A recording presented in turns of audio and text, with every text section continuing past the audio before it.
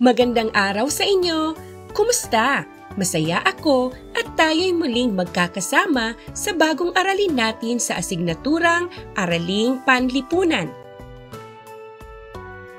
Ang ating pag-aaralan at tatalakayin sa araw na ito ay tungkol sa mga pakinabang na naibibigay ng kapaligiran sa komunidad. Alam niyo ba na ang bawat komunidad ay may angking kayamanan na bigay ng kapaligiran o kalikasan? Ano-ano po ba ang naibibigay na pakinabang ng kapaligiran sa komunidad? Maraming mga pakinabang ang naibibigay ng kapaligiran sa iba't ibang uri ng komunidad. Sa komunidad na nasa kapatagan, makakakuha ng mga sariwang gulay, prutas, at iba pang mga halaman mula sa lupa na pinagyayaman ng mga magsasaka. Ang mga masisipag na mga mangingisda sa mga komunidad sa tabing dagat ay nakikinabang sa mga lamang dagat na siya nilang pinagkakakitaan. Teacher, sa kagubatan po ba, mayroon din po ba itong pakinabang na naibibigay sa komunidad? Ang mga produktong mula sa kahoy tulad ng mesa, upuan, kabinet at iba pa ay galing sa mga malalaking puno sa kagubatan. Nakukuha ito sa pamamagitan ng pagtutroso. Sa kagubatan din, nakukuha ang ginto, tanso, langis at iba pa. Pagmimina ang hanap buhay ng mga tao dito. Nakikita niyo ba ang lugar na nasa likuran ko? Halika! Samahan ninyo akong pumunta sa lungsod.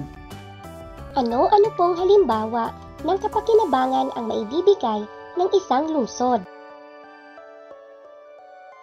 Ang mga tao naman sa lungsod ay nakagagawa ng mga produkto na bunga ng kanilang mga pangangailangan. Ang mga damit na nakikita natin sa mga mall, mga masasarap na pagkain, at pati na rin ang mga serbisyo na ibinibigay sa mga tao ay nakatutulong upang magkaroon ng kabuhayan ang bawat mamamayan sa kanilang komunidad. Oo nga, iba't ibang mga produkto at serbisyo ang maaaring makuha at malikha mula sa mga katubigan at kalupaan ng komunidad. Talaga nga po palang maraming naibibigay na biyaya at pakinabang ang kapaligiran. Tama!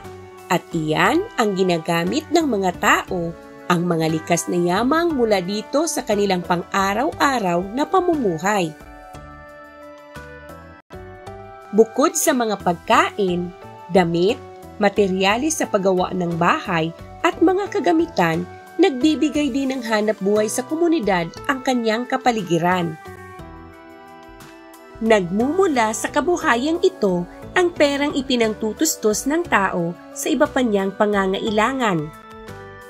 Maraming salamat po, Teacher, sa pagbibigay sa amin ng impormasyon tungkol sa mga pakinabang na naibibigay ng kapaligiran sa komunidad. Alam kong naunawaan ninyo ang ating aralin na ating tinalakay sa araw na ito. Narito ang kasanayang pampagkatuto mula sa MELC. Natatalakay ang mga pakinabang na naibibigay ng kapaligiran sa komunidad. Ang mga tiyak na layunin, una, natutukoy ang mga pakinabang na naibibigay ng kapaligiran sa komunidad. Pangalawa, napahahalagahan ang kapaligiran nagbibigay biyaya sa komunidad. At pangatlo, nakagagawa ng pangakong pangangalagaan at pahahalagahan ang kapaligiran. Narito ang mga gawain na nakapaloob sa araling ito. Dahil alam kong kayo ang bida, siguradong kayang-kaya.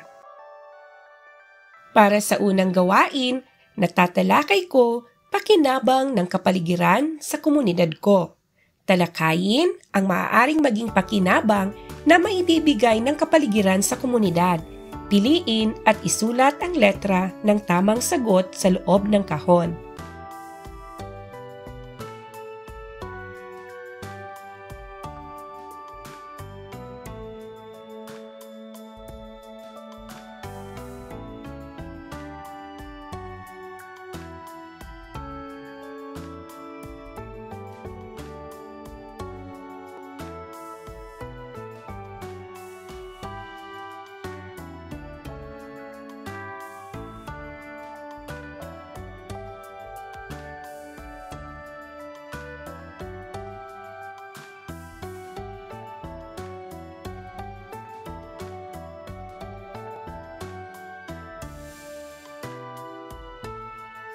Magaling! Masaya ako at inyong nasagutan ang nasa gawain bilang isa. Maaari na tayong magpatuloy sa gawain bilang 2. Para sa gawain bilang 2, natutukoy ko pakinabang ng kapaligiran sa komunidad ko. Tukuyin ang maaaring makita at mapakinabangan sa kapaligiran ng komunidad. Piliin ang sagot sa loob ng kahon at ilagay ito sa angkop na larawan ng kapaligiran.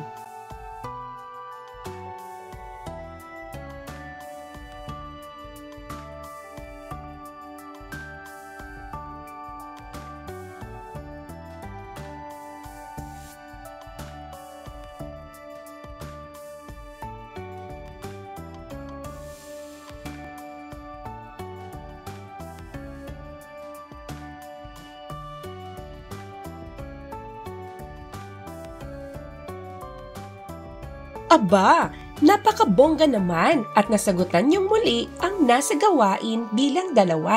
Sige nga, subukan gawin ang nasa gawain bilang 3. Gawain bilang 3. Napahahalagahan ko kapaligirang nagbibigay biyaya sa komunidad ko. Piliin at ilagay sa kahon ang mga sitwasyong nagpapakita ng pagpapahalaga sa kapaligiran na nagbibigay biyaya sa komunidad.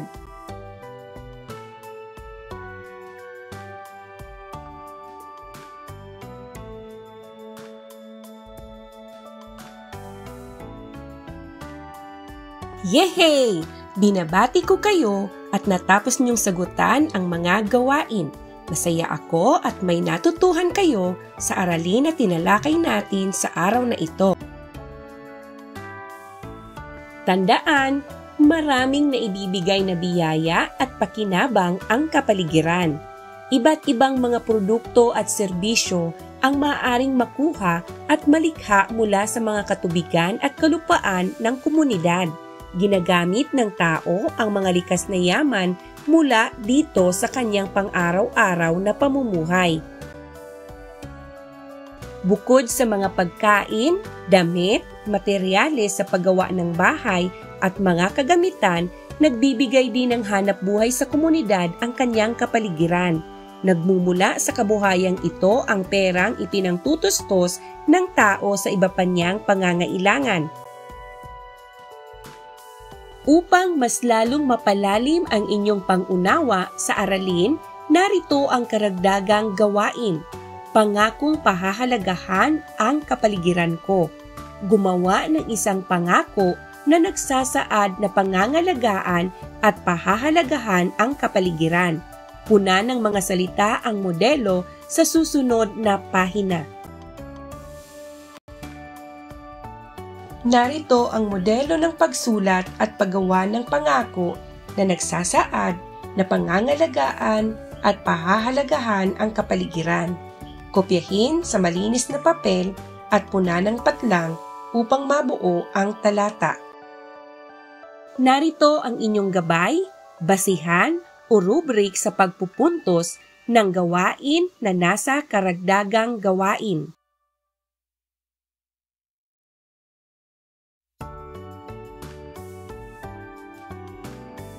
Binabati ko kayo dahil matyagan niyong natapos ang aralin.